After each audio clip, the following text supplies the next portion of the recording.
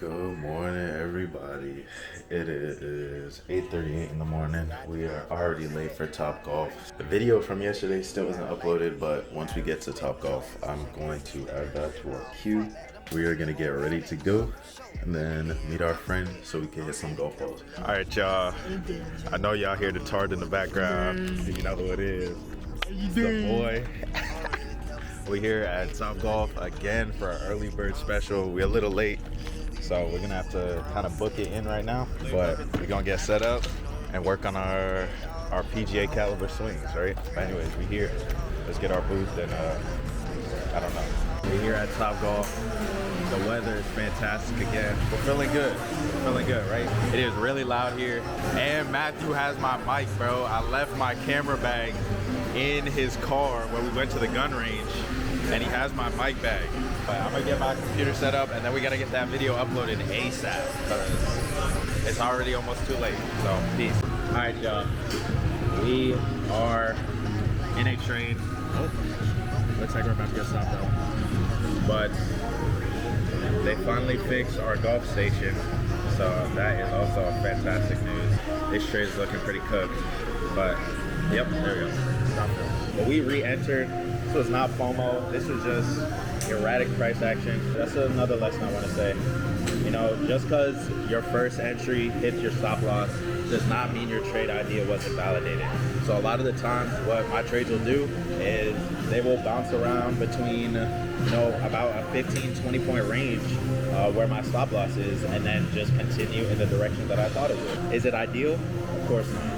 But we just have to learn how to deal with certain market conditions and trade accordingly. So we're just gonna nurse this trade. We're about 2R in profit. So again, there's no risk on the table for me. And as long as we sweep these lows, I'll be looking to take profit soon. But we're here just practicing and getting some good swings in.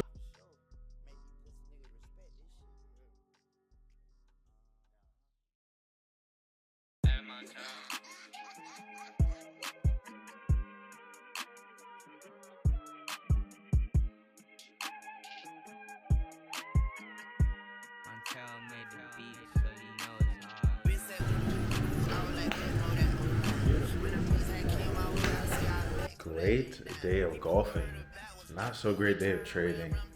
We thought we had a clear A and B setup today, but clearly not. Like, we tried twice. Our second entry we did just get break even on, but tragic week of price action. And honestly, it's been a tragic presidency of price action, because ever since, well, not even ever since Trump took office, ever since the beginning of this year, it's just been L after L after L. But you know, that's just the price of playing the game. Right now, I'm gonna make some food, get freshened up before I have to go to work. That'll probably be it. Not really sure what the lesson is gonna be today, but you'll find out if you're watching this video. But my camera is about to die right now, so I need to go plug that in. I was recording so much of our golf, so let me go do that, and then I'll probably catch you all right before I get to work. It is 2:18 and we are pretty much ready to go to work. Not really much else to say about it. We're gonna have to drive down, have a good day, and try to edit as much of the video as we can on our lunch break. That's the end of my day, so hope y'all enjoy, and hope y'all learned something. Peace. All right, y'all, welcome back. It is time for the lesson. It's a brand new day because I was too tired last night, fell straight asleep. But today we're doing a little bit of a deeper dive into time and getting into the real important parts of it, more like it.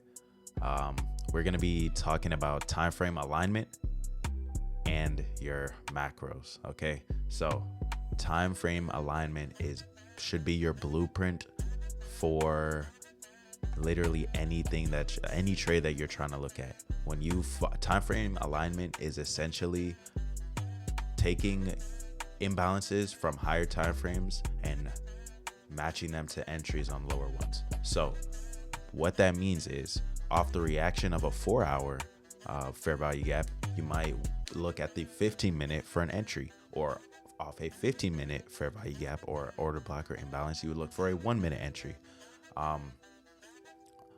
The main thing, this is more of like confirmation, right? So when you believe that your bias is correct and you've started to see a reaction, you would go on a lower time frame for an entry to confirm that. So because when you see price respecting on the lower time frames, that just adds to your confidence and will add to your win rate.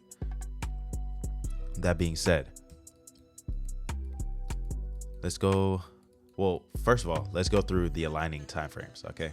So I'm really just going to go off the ones that I personally trade. Okay. So 4-hour charts aligns with 15-minute entries. 1-hour charts align with 5-minute entries. 15-minute imbalances or charts align with 1-minute entries. 5-minute imbalances, or if you're trading on a 5-minute chart, you should be looking for I believe a 30-second entry. Okay, so this is the main alignment that you should be looking for. If you're a swing trader, you could go, I believe it's a week down to the 4-hour, and then a day down to the hour or something like that. I'm not exactly sure just because I don't trade that high, but essentially this is how you should be aligning your time frames for entry. So when you start looking for the day and you're looking for your bias, you're looking for 4-hour highs or daily highs or anything like that, you want to look at your aligned time frame for entries to confirm that conviction, right? So on the 4-hour, which we are right now, if I saw a 4-hour fair value gap here, let's turn on replay. Can I replay at that part? There we go. Replay here. I see a 4-hour fair value gap and a bullish fair value gap should be respected to give me a bullish bias, right? So once we begin trading into it, we would look at the aligned time frame. So on the 15-minute, seeing that we traded below it, we look for inversion fair value gaps because that shows us a change of the state of delivery. That shows us a change of direction.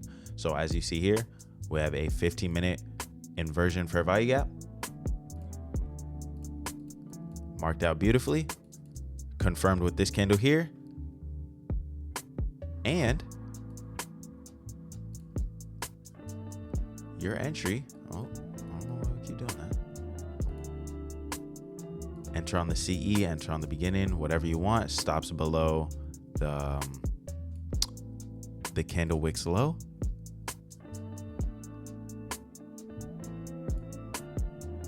Tapped in here. And what do I want to target? It doesn't even matter. These are very high time frame trades, something I rarely do just because they take so long, and a lot of prop firms will finish your position before you can even get through it. But you see how beautifully we respect it.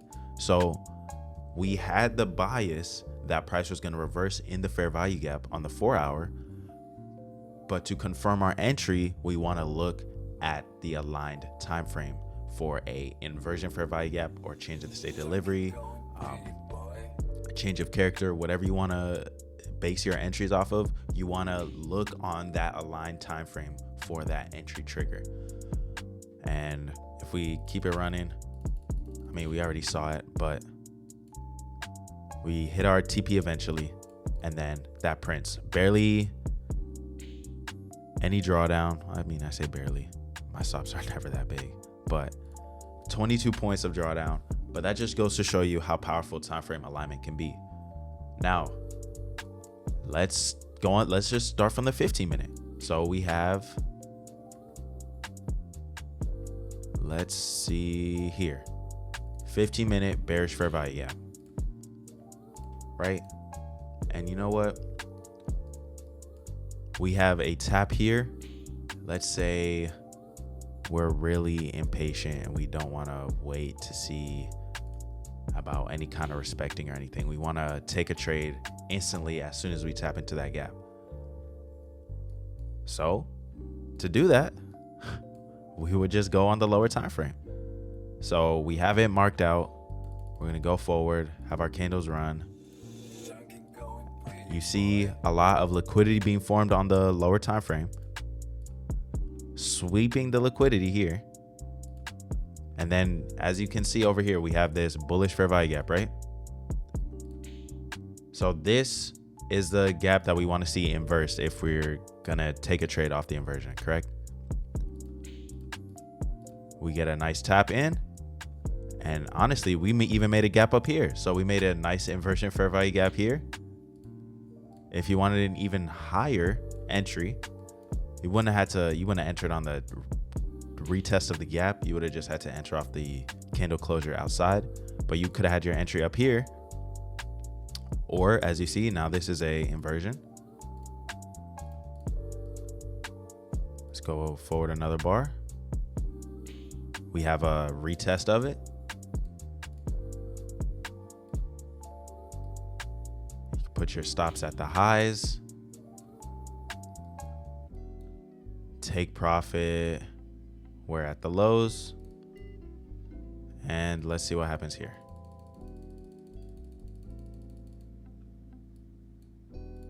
Wow, that's like beautiful. We could have even entered off the CE of it, and that would have given us an even tighter stop if we had chosen to. But that just shows you the importance of time frame alignment. So when you're looking on your higher time frames for your gaps and you're on your lower time frames, don't use the gaps on your lower time frames as your bias solely. You need to look at your higher and aligned time frames. Stack these confluences up, and that will only boost your win rate for the better. So another thing, macros are going to be specific time periods in which we basically say the institutions are awake, right? So during our macros, we have a few in the New York AM. We have the 850 to 910 macro, which is the pre-market, and this is AM, by the way. AM. We have the 950 to 1010 macro, and then we have, I believe it's 1050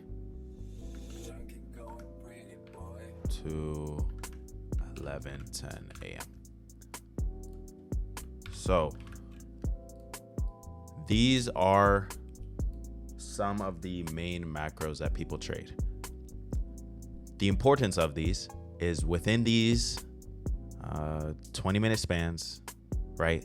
A new hourly candle is opening in each one. This one in the middle, though, the 9:50 to 10:10 a.m., this one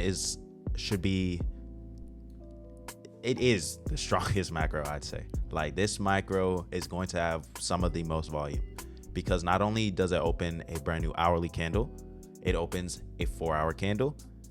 At 50-minute, it opens literally all the candle time frames down. So this macro is one of the most powerful ones to trade. So a lot of people, they won't take their trade until the macro starts, or they won't take a trade until after the macro, or some people, they like to trade within the macros just because they don't like the erratic price volume. But most of the time, you will catch your manipulation or distribution moves during these macros. For the most part, you're not just going to solely take trades off of this. This is just another confluence to add into your toolkit. You use this to confirm your biases on other time frames. You use this to confirm your gaps that you think will be filled. You use this to do all other kinds of things. Find out where liquidity, which side of liquidity you think will be swept at what time. But you do not just take trades willy-nilly off of just the time. This is just another confluence. That is actually going to do it for today. If you have any questions, leave them in the comments below, and I'll answer them to the best of my ability. I know I'm not the best teacher, but I'm still trying to do what I can. Other than that, though, thank you all for watching, and I will catch y'all today, I guess. Peace.